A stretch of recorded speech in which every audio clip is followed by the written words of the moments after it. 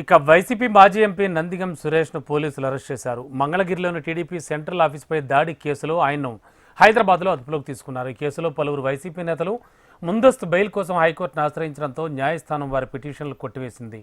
అటు నందిగం సురేష్ దాఖలు చేసిన ముందస్తు బెయిల్ పిటిషన్ను హైకోర్టు తోసిపుచ్చింది. అయితే సురేష్ను అదుపులోకి తీసుకునేందుకు పోలీసులు గుంటూరులోని ఆయన ఇంటికి వెళ్లారు. అక్కడ తాను లేకపోవడంతో అక్కడి నుంచి వెనుదిరిగారు. అనంతరం హైదరాబాద్లో ఉన్నట్లు సమాచారం రావడంతో అక్కడికి చేరుకున్నారు.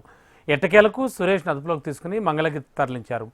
అయితే మంగళగిరిలోని టీడీపీ ఆఫీస్పై 2021 అక్టోబర్ 19న వైసీపీ నేతలు కార్యకర్తలు దాడి చేశారని టీడీపీ కంప్లైంట్ చేసింది. కార్యాలయ సిబ్బందిపై దాడి చేయడంతో పాటు ఫర్నిచర్ కూడా ధ్వంసం చేసినట్లు ఫిర్యాదు అందింది. ఈ కేసులో వైసీపీకి చెందిన కీలక నేతలతో పాటు పలువురిపై టీడీపీ నేతలు గతంలో ఫిర్యాదులు కూడా చేశారు.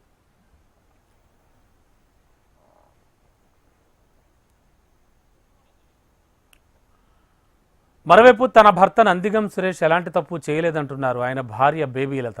గతంలో జగన్మోహన్ రెడ్డి కోసం నిలబడినందుకు తన భర్తపై పోలీస్ స్టేషన్లోనే హత్యాయత్నం చేశారని ఆమె ఆరోపించారు. తన భర్తను అరెస్ట్ చేసి సున్నకానందం పొందుతున్నారని తీవ్ర విమర్శలు చేశారు. హైదరాబాద్లో 1 గంటకు తన భర్తను అరెస్ట్ చేసిన పోలీసులు ఇబ్బంది పెట్టారని చెప్పారు. టీడీపీ కార్యాలయంపై దాడి కేసులో నందిగం సురేష్ ఉన్నారంటూ సాక్ష్యాలు చూపించాలని ఆమె డిమాండ్ చేశారు. తనకు భర్త సురేష్కు ఏదైనా జరిగితే చంద్రబాబుదే బాధ్యత అన్నారు బేబీలత. జగన్మోహన్ రెడ్డి గారి కోసం మేము నిలబడి ఒక అబద్ధ సాక్ష్యాన్ని మేము చెప్పలేక మా కుటుంబం మేము నిలబడ్డందుకు మా మీద పాయింట్ బ్లాక్లో గన్ను పెట్టి నా భర్తని ఇదే స్టేషన్లో చంపే ప్రయత్నం చంద్రబాబు నాయుడు గారు చేయించి డబ్బులు బ్యాగుల్లో పెట్టుకొచ్చి నా భర్తకి ఇచ్చి ఈ ప్రలోభాలకి లొంగితే ఈ మాటలన్నీ మీరు చెప్తే ఇంత డబ్బు ఇన్ని కార్లు మీ ఇంటికి వస్తాయని మమ్మల్ని చెప్తే మాకు అవసరం లేదు, మేము యథార్థంగా బ్రతుకుతున్నామని మేము అనుకుంటున్నాం, మేము నీచంగా బతుకుతున్నామని చంద్రబాబు నాయుడు అనుకుంటున్నారు. చంద్రబాబు నాయుడు గారికి మేము బతుకుతున్న బతికేంటో ఆయనకి తెలియాలి కాబట్టి మీ అందరి సమక్షంలో ఆయన్నే చెప్పమానండి, ఆయన్నే చూపిమానండి నా భర్త తప్పేం చేశాడు, మరి మాకు కూడా తెలియట్లా ఆ తప్పులేంటో మీ అందరి సమక్షంలో ఆయన్నే చెప్తే మేము కూడా వింటాం, రాష్ట్ర ప్రజలు కూడా వింటారు.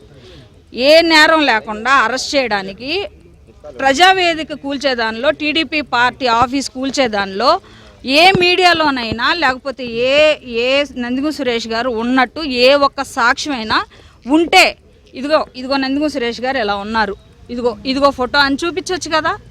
చంద్రబాబు నాయుడు నా భర్తను టార్గెట్ చేశాడు, ఏం చేయాలనుకుంటున్నాడో చేయనండి. నా భర్తకి ఏదన్నా జరిగిన మరుక్షణంలో రాష్ట్రంలో ఉన్న ప్రతి ఒక్క దళితుడు రోడ్డెక్కి నోరు తెరుస్తారు.